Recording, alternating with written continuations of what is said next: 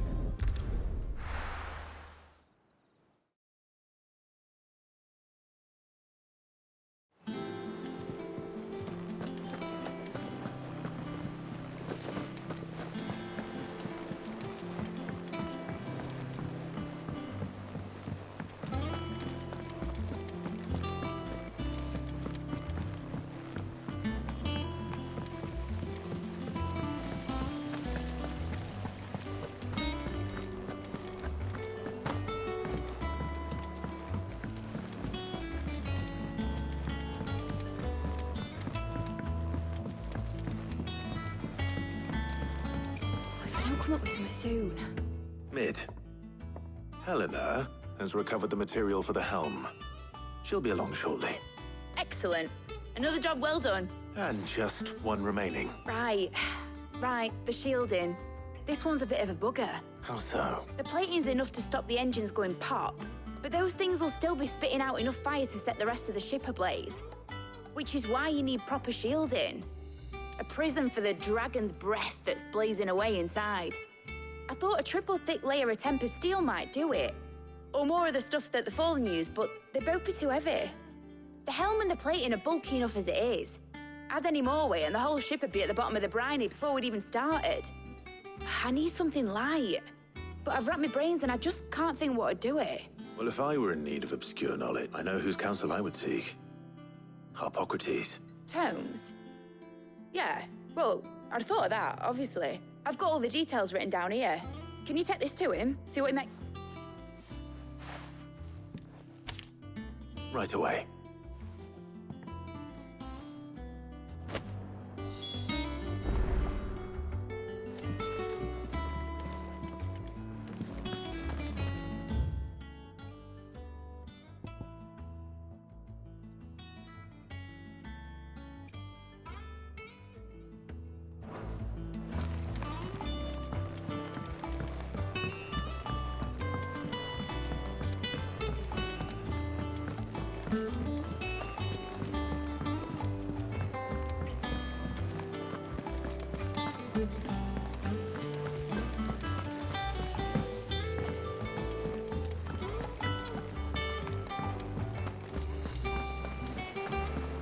We're seeing troops amassing in the border.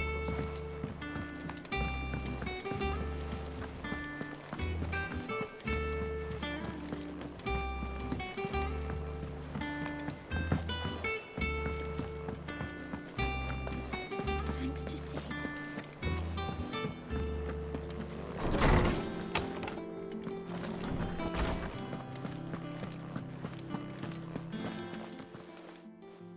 Harpocrates. Do you have the moment? For you, Clive? Well, actually, it's for Mid this time. Could you take a look at this?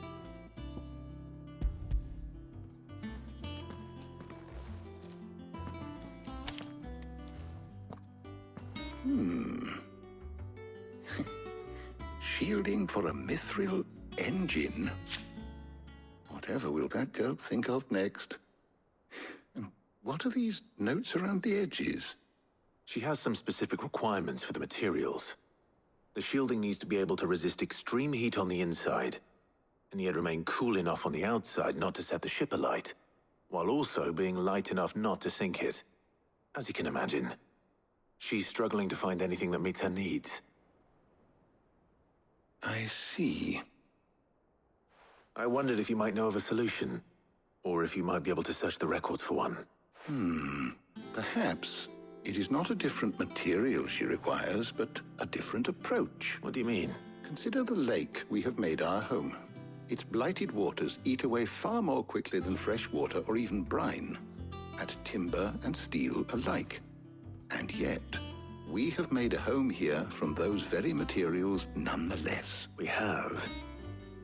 But Bardolph must varnish every board twice over to keep it from rotting. And Obelus complains that without a constant supply of pitch. I see. Early Gregorian histories speak of a preparation known as moon dew. Before the dragoons tamed the worms and wyverns of the realm, nobles would daub their castle walls with it in order to guard against dragonfire. So if we could recreate it... It might be applied to some material or other in order to provide the protection Mid requires.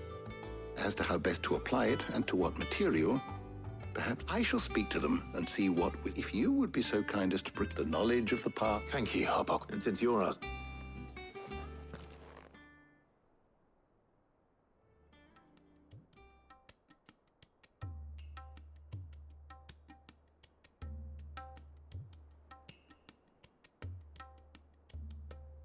So you need a hand, do you? We do. I'll be heading to market for the ingredients we need. I could do with some help. And some company, too. The other can assist me in researching how best to prepare the shielding itself. Can we count on your aid? Always. Well, if Jill's game. Thank you. I am sure either of these fine young minds would prove indispensable in my research.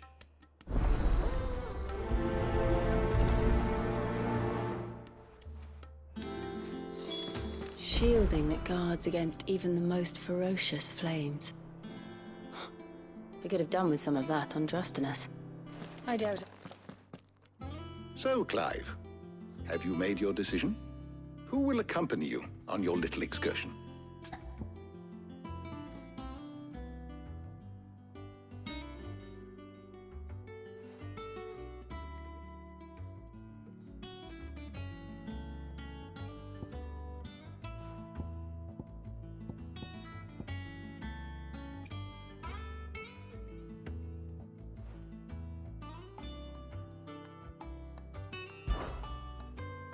Very well.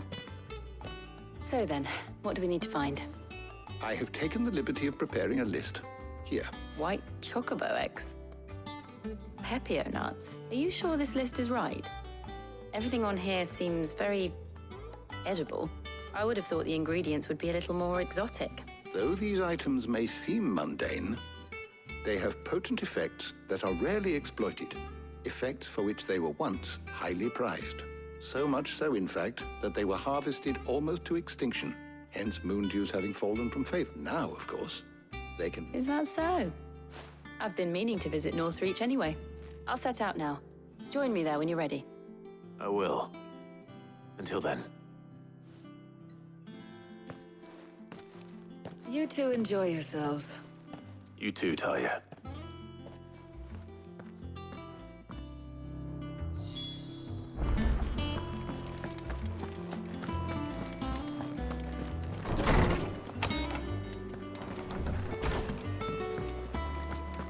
Thanks to Sid.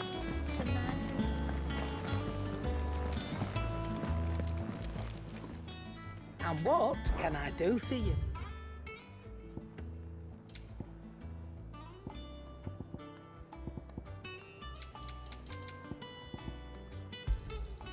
You're rubbing me blind, you know.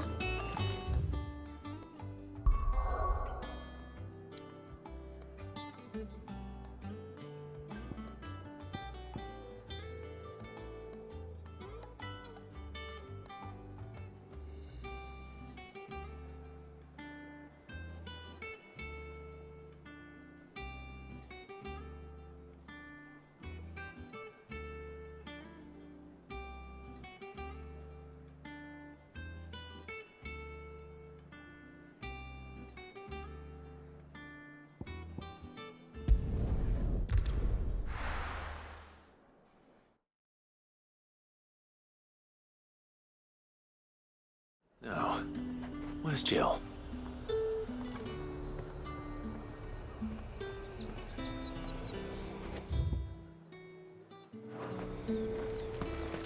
Keep them pilchards nice and chilled. I won't have you spoiled. Those Pepio nuts? How goes the hunt for ingredients? I've only just started. I'm sure everything we need is somewhere amongst all these stalls, though. Why don't we split up and see? We'll take a couple of ingredients each. All right. What am I looking for? How about you look for the Pepio nuts and some garlic? I'll find the other things we need. We can meet by the gate when we're finished.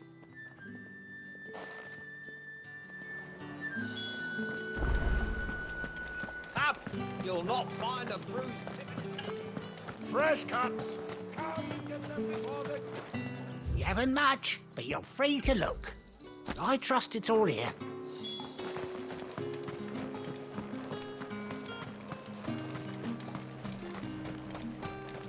What do you want? If that's what you want. That's everything. Let's see how Jill's getting on.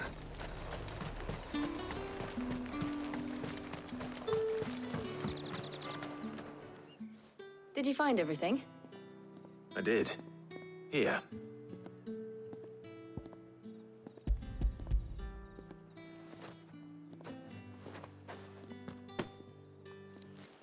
Garlic and Pepio nuts. Perfect.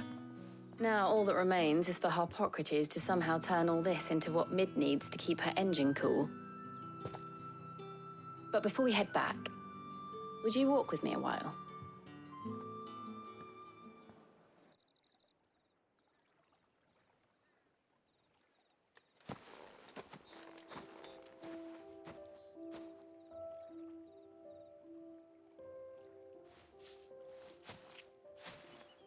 Thank you for asking me to help you today.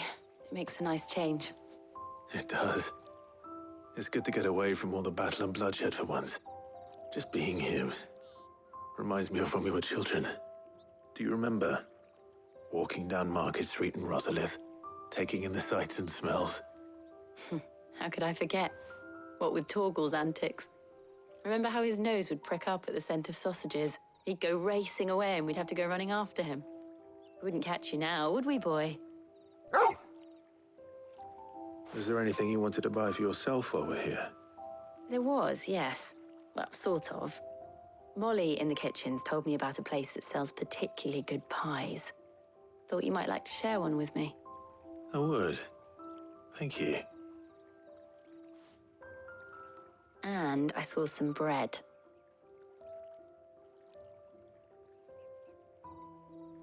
Big white cobs like the baker back in Rosalith used to make. What do you think? I thought we might get some soup to dip it in. But then I tried a slice of the butcher's dry-cured ham and it was just... oh. You all right? Sorry. It's just... you're right.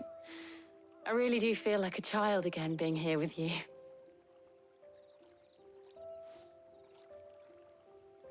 Clive. Is it wrong of me to enjoy this? No, Jill. This is how life should be. And it's how our lives will be when our work is finally done. When we can live on our own terms. I hope so. Thank you, Clive.